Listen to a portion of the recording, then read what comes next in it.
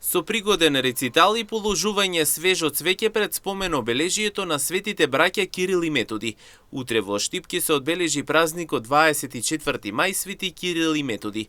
Настанот ќе биде збогатен со пригоден говор за ликот и делото на светите браќа, како и на она што тие го направиле и оставиле за идните генерации.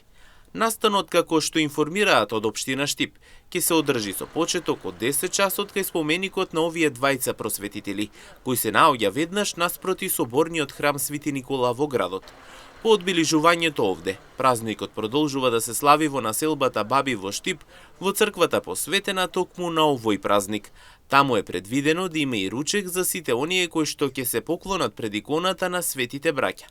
Инаку Свети Кирил и Свети Методи се родени браќа од Солун, од угледно и богато византиско семејство.